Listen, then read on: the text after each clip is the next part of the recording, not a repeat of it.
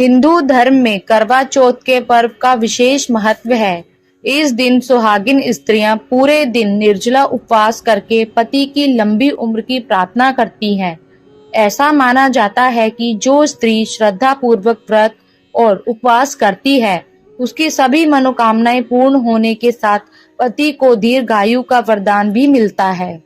दिन भर निर्जला व्रत करने के बाद रात में चंद्रमा के दर्शन के पश्चात ही जल और अन्न ग्रहण करने का विधान है। करवा चौथ के दिन सूर्य उदय से पहले उठें। इस दिन आपको उषा काल से पहले यह व्रत रखने वाली और महिलाओं के साथ उठकर कुछ खाना तथा पीना चाहिए। यदि आप उत्तर प्रदेश से संबंधित क्षेत्र से हैं, तो आप उषा काल से पहले शक्कर और दूध के साथ सूत फेनी लेना पसंद करेंगी।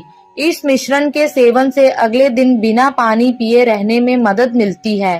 पंजाब में उषा काल से पहले लिए गए अन्न में सरगी का एक महत्वपूर्ण स्थान है। परंपरा के अनुसार सरगी सास द्वारा अपनी बहू को करवा चौथ पर दिया जाने वाला बहुमूल्य उपहार है, जिसमें काजू, बादाम, मीठी मट्ठी और सुहाग की निशानियां होती है।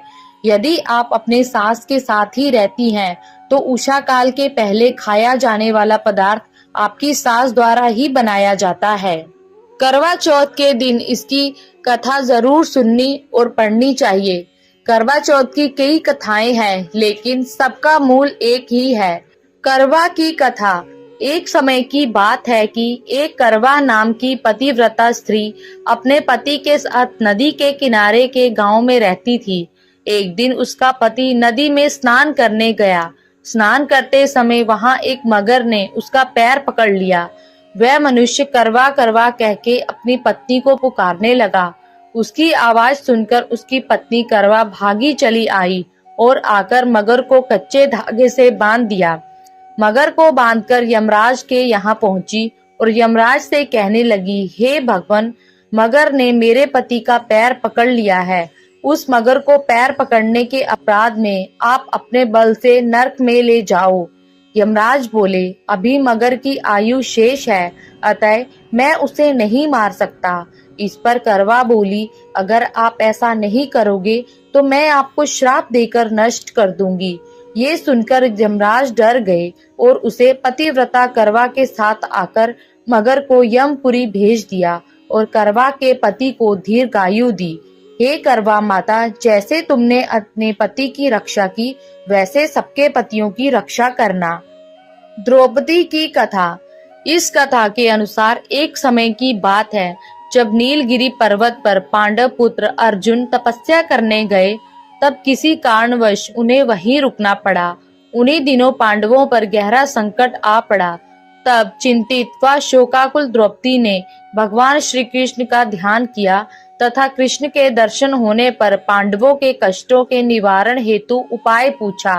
तब कृष्ण बोले, हे द्रौपदी, मैं तुम्हारी चिंता एवं संकट का कारण जानता हूँ। उसके लिए तुम्हें एक उपाय करना होगा। जल्द ही कार्तिक माह की कृष्ण चतुर्थी आने वाली है। उस दिन तुम पूरे मन से करवा चौथ का व्रत रखना। भगवान शिव, गणेश एवं पार्वती की उपासना करना। तुम्हारे सारे कष्ट दूर हो जाएंगे तथा सब कुछ ठीक हो जाएगा। कृष्ण की आज्ञा का पालन कर द्रौपदी ने वैसा ही करवा चौथ का व्रत किया। तब उसे शीघ्र ही अपने पति के दर्शन हुए और उसकी सारी चिंताएं दूर हो गई। एक साहूकार के 7 पुत्र और एक पुत्री थी। कार्तिक कृष्ण चतुर्थी के दिन साहूकार की पत्नी, उसकी सभी बहुओं एवं कन्या ने संयुक्त रूप व्रत का अनुष्ठान किया। पूजन के पश्चात साहूकार के सभी पुत्र भोजन करने बैठे। भोजन करते समय साहूकार के पुत्रों ने अपनी बहन से भी भोजन करने का आग्रह किया। बहन ने उत्तर दिया, तुम सभी लोग भोजन कर लो, मैं चंद्र उदय होने के पश्चात अर्घ दे लेने के बाद ही भोजन करूंगी। बहन की बात सुनकर भाइयों ने कुछ दूरी पर मैदान में अग्नि जला दी और उस अग्नि के प्रकाश को छलनी में से दिखाकर कहा, बहन देखो, सामने चंद्रमा निकल आया है, अब तुम भी भोजन कर लो। भाई की बात सुनकर उस कन्या ने अपनी भाभियों से भी यही बात दोहराई। उसकी भाभियां इस कपटपूर्ण बात को जानती थी। उन्होंने उसे कहा, अभी चांद नहीं निकला है।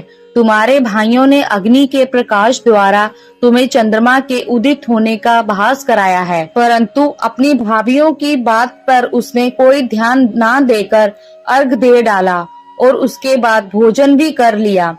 उसके इस कृत्य से गणपति भगवान अत्यधिक रुष्ट हो गए, जिसके फलस्वरूप उस कन्या का पति भयंकर रोग से ग्रस्त हो गया।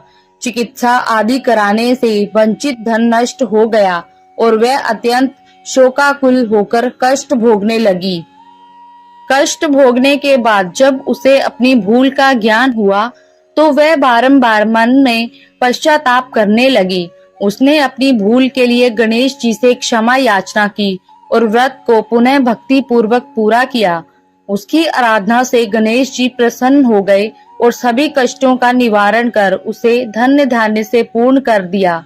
अतएव इस बात को जो प्राणी विधि पूर्वक संपन्न कर लेता है, उसकी सभी आशाएं पूरी हो जाती हैं। इस प्रकार कथा श्रवण करने के पश्चात चंद्र उदय हो जाने पर चंद्रदेव को अर्घ्य प्रदान करना चाहिए। अर्घ्य दान काल में ओम चंद्राय नमः इस मंत्र का उच्चारण भी करते रहना चाहिए। इसके बाद अनंतर 4 बार परिक्रमा कर चंद्रदेव को दंडवत करें। इतना कर लेने के पश्चात घर के वृद्ध जनों को भोजन कराकर स्वयं भोजन करें। इस प्रकार भक्ति भाव से जो लोग इस चतुर्थी व्रत को करते हैं, उनकी सभी मनोकामनाएं पूर्ण हो जाती हैं। आप सभी को करवा चौथ की हार्दिक शुभकामनाएं।